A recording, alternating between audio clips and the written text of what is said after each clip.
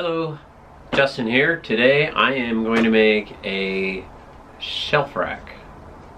What's it called? Ladder shelf rack? Ladder shelf rack. This thing. This thing anyways? It's a plant ladder. A plant ladder, okay.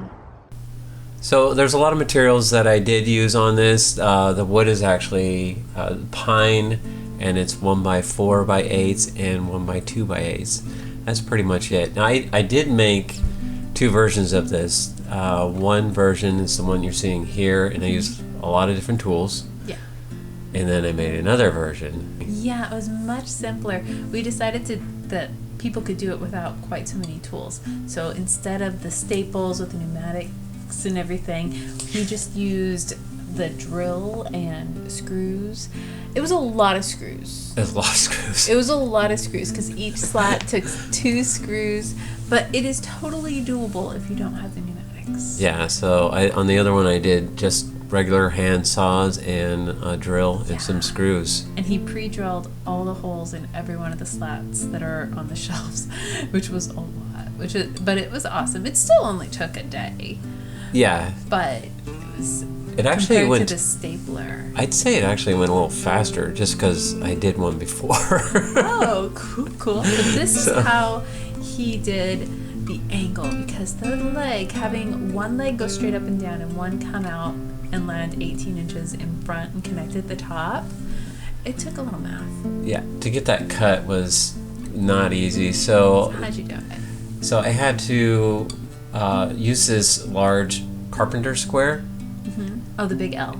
Yes, the big L. So I used the big L, and I figured if I make that even with the top board, then when I lift it up, it'll be even with the ground. So which one is sticking out more? Is that the leg that goes straight up and down, or is that the leg that comes out at the angle? So it's the one that's the angle, because once you lift it up... So that's the front leg.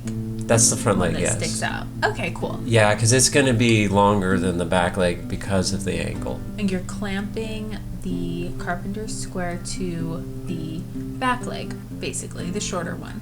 Yep, and you can see I line it up with the bottom there so that it'll be flush. Awesome, and then you clamp that on, and then you lay it down, and you bring that leg up to where you have the 18 inches Yep. on the top. Okay, cool. Yeah, I used 18 inches on mine.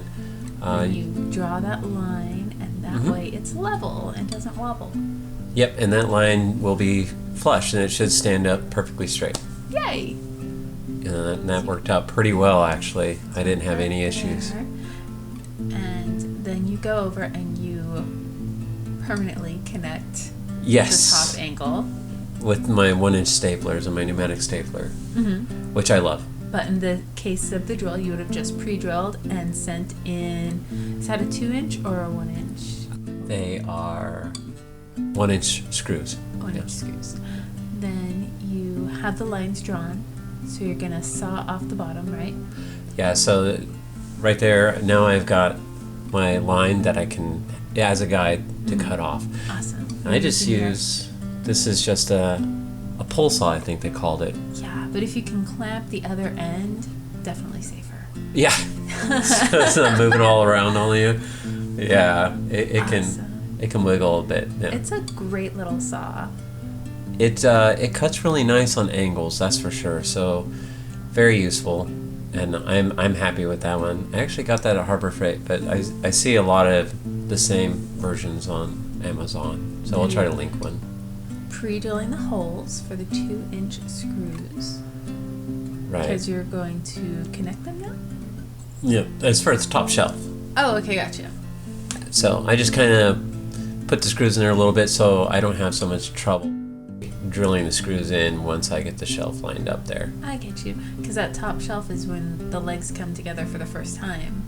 Right, and before you put this on, if you want, you can use this frame that you made as a guide or a template for the other side. Yeah, you just flip it to the other side of the table. That way it's a mirror. Perfect. Then you're using your miter box. Yes, so it's just showing that you can use a handsaw to make the cuts. Totally. But it's a little bit slower I did on That's this. a lot of cuts. It is a lot of cuts. It's So what, 20 of the 20-inch slats? well, there's 26 of the 20-inch slats, and there's 8 of the 21 and a half. And then you have to cut the frames also. So Yeah. there's a lot of cuts. So Is that happy face covering like a very dangerous thing? no, that happy face is just a random thing I found that I really enjoyed. Oh, okay. We're learning Premiere Pro. And it was awesome. It's awesome. So I was like, hey, why not throw it in? I thought it was covering something dangerous. No, nothing dangerous. No. Alrighty, just- so these just are the fun. blocks for the shelf frames. Now, those were brilliant because since you describe it better than I do. Well, because the back leg was sitting on top of the front leg when you did the angle, Yeah. now you have a 3/4 inch gap Yeah. between the two. So that's going to take care of that gap. I would have just filled that whole half-inch gap in with glue. You could Yeah, just a ton. just let it float there. Maybe like some Play-Doh. Like have someone just hold it. Yeah, pretty much. It's I would not have someone- thought of the little someone hold piece all of the wood. shelves for you. Yeah. Just stay there. Shoe boxes underneath. But yeah, so that goes, and that little piece of wood connects to the back leg and then makes it flush with the front. Mhm. Brilliant. And you can see I put little blocks underneath there so that it could hold it up for me. So those blocks I just cut at 6 inches, or I think it was actually 5.5 inches, and just holds it up. And the same thing, these are the other shelves, and I used 12-inch blocks. That way you didn't have to level them. Right. So I'm just going from shelf to shelf up. So, do you like my big arrow? It was a massive arrow.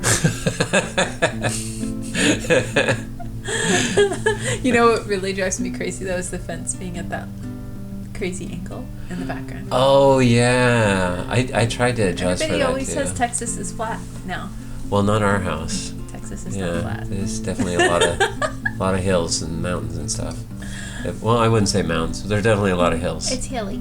Yes. Then you're just attaching the front, so you're completing the frame for the shelves. Right. So this is just one of the 20-inch slats, and I'm just putting it right in the front. And then the back one is the 21 and a half slat, half-inch slat.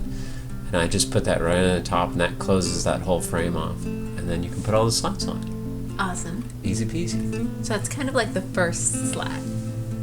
I can't say that.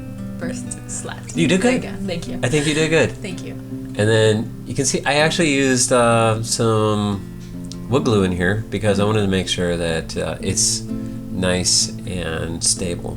Yeah, and we So- do want to make a point. If you make this, be kind to yourself and stain before you put the slats on. Yes, the second one I made, I did stain the slats It's a lot. before I put them on, and it was a lot easier, Yeah, because you have to get between all those little crevices. which is not easy. Yeah, so stain early. Yeah, I had to use a rag, like a piece of dental floss in between the slats. In between each of those slats. So it was much easier to go ahead and, stain it pre. And then after this, all of those. Did you stain this one twice also? Because did you have to patch it at all? No, I just stained it twice just to make sure it got the color. Gotcha. The second one, he had to stain twice because with all the screws, and then he used wood filler because they were preset. Yeah, so And then he had to stain over the wood filler, which was fine. Mhm. I mean, it just took another minute, and it looks really nice. I'm moving really fast there, aren't I? You are like lightning. Yeah, I figured that might be a little boring to watch, so I just made it a little faster. There we go. I think you just want people to think you work that fast. No, I don't work that fast. I'd fall over. Oh, and here's the stain. This is the special walnut. This is This is actually what you're looking at right now is the dark walnut. Is it dark? So you used the dark and then covered it with the special Yes. second coat? Yes. I like that. Because ours are both, the second one he did, they're both special walnut. Yes, they're both special walnut. Yeah, but this one's a mix. And that's Varathane. Minwax has the same colors though. Mm-hmm. We're fans of both. And on my finish, this is polyurethane, Mm-hmm. which I'm using this because it's going to be outside. and it's probably going to stand up a little bit better to the weather than any other finish that I'm aware of, at least. Stands up better to my nose. It's pretty strong. Stinky. Make sure you do it outside. It's potent. And it takes a little while longer to... I'm a big fan of polyacrylic. But you're right. This base will probably stand up way better to the moisture and the change in temperatures. It's going to live outside. It's definitely a better choice. But stinky, do it outside. All right. Well, it's so beautiful. thank you, everybody. And have a blessed day.